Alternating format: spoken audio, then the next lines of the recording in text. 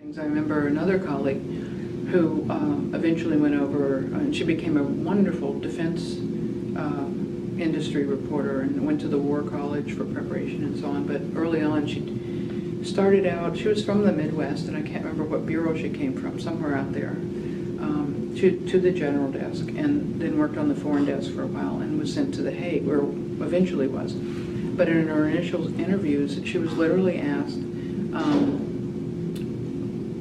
I think he knew her age, he didn't ask her age, but he said, "You're going to have children, so why would we want to send you overseas and lose all the preparation for you?" And of course, totally illegal question now, but and it was infuriating, but this is kind of the attitude of men, was that, you know, why would you put women in positions like that, because they're just going to go off and have babies.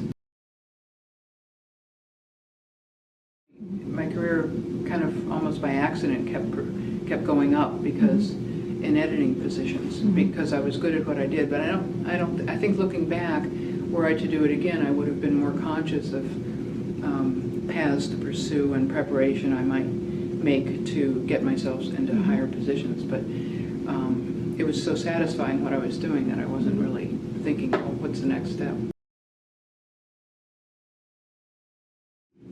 I realized that there weren't enough women, and it was a time when you were very conscious in news stories of, this was the first woman to do this was the first woman to do this, even whether it was an astronaut or somebody who was working as a telephone line woman and climbing telephone poles and reconnecting wires. I remember specific stories, or the first woman coxswain of a rowing crew at the University of Pennsylvania.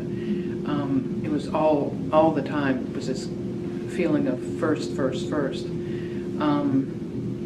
So I felt a great sense of welcome recognition for my abilities, being aware that there weren't enough women there. So I was, you know, that always rankled some, and those of us, the women on the desk, would talk about that from time to time, but I didn't feel I was ever held back.